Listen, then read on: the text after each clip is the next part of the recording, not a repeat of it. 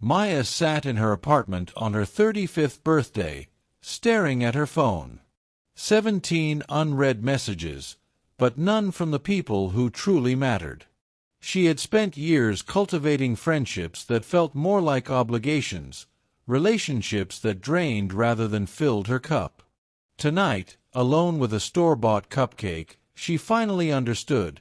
She had been giving her most precious resource, time, to people who didn't value it. Her grandmother's words echoed in her mind. "Your life is a garden, Maya. What you water will grow." She had been watering weeds. Part 1. The Realization. It started 3 years earlier, when Maya moved to the city for a new job. Eager to make friends, she said yes to everything. Coffee with acquaintances who only talked about themselves. Late-night phone calls from a college friend who called only when she needed something. Weekend plans with people who canceled at the last minute, leaving Maya scrambling. There was Derek, her boyfriend of 2 years, who made her feel small with his constant criticism disguised as honesty. There was her work friend Christina, who borrowed money but never paid it back, shared Maya's secrets but kept her own, and somehow always made Maya feel lucky to be in her presence. Maya had convinced herself that this was normal, that friendships required sacrifice, that love meant accepting less than you deserved, that being a good person meant being available to everyone, all the time. But on that birthday, eating her cupcake alone because her close friends had all bailed on dinner plans, something shifted. She remembered her grandmother's garden, how she would carefully tend to each plant, removing the ones that choked out the flowers, making space for beauty to flourish. Maya pulled out a notebook and began to write. Part 2. The Audit. She called it the Time Audit. On the left side of the page, she listed everyone she spent significant time with. On the right, she honestly assessed how she felt after spending time with them. Derek anxious, small, criticized, never enough. Christina used, uncertain, questioning my own judgment. The group chat friends forgotten, like an afterthought, convenient. Her colleague Marcus curious, energized, like my ideas matter.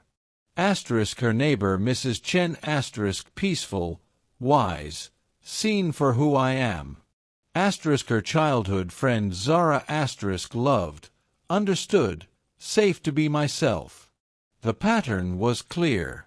She had been giving hours, days, years to people who left her feeling diminished, while barely making time for those who lifted her up. She created a second list, what I'm actually giving up. For every hour listening to Christina complain about the same problems she refused to address, Maya gave up an hour she could have spent painting, something she loved but never had time for. For every weekend accommodating Derek's moods and walking on eggshells, she gave up adventures, growth, peace of mind. For every anxiety-filled group chat interaction where she felt excluded or mocked, she gave up self-respect. The truth hit her like cold water. She wasn't just wasting time. She was trading her life, her joy, her growth, her dreams, for relationships that were actively holding her back. Part 3. The Transformation. The next morning, Maya made a decision. She would treat her time like the precious, non-renewable resource it was. She would stop being available to everyone and start being present for the right people. It wasn't easy. When she told Derek they needed to break up, he called her selfish, said she was giving up on them. The old Maya would have believed him, would have stayed. But the new Maya understood. Staying with someone who diminished her wasn't love, it was fear masquerading as commitment. When Christina asked to borrow money again, Maya said no. Christina accused her of being a bad friend. "A real friend would help me out," she said.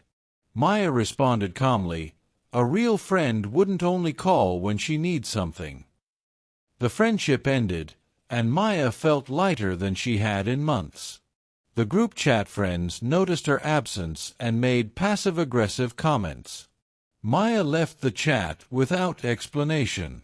She didn't owe them a dissertation on her boundaries.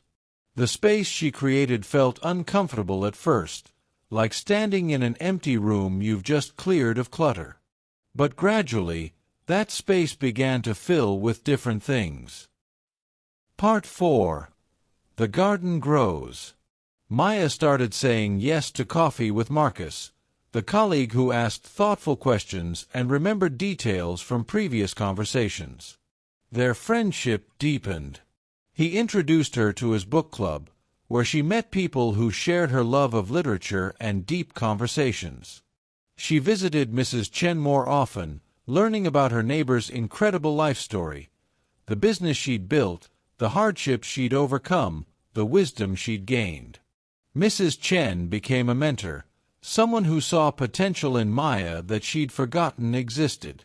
She rekindled her friendship with Zara, making monthly video calls a priority. They supported each other's dreams instead of competing or dismissing them. Maya started painting again. Every Tuesday evening was sacred, her studio time.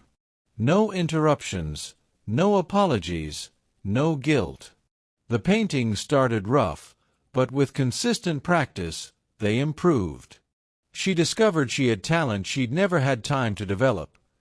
She joined a hiking group and met Sarah, who became the kind of friend she'd always wanted. Someone who showed up, who celebrated her wins, who could be honest without being cruel, who reciprocated the care Maya gave. 6 months after her lonely birthday, Maya celebrated her half-birthday with a small gathering.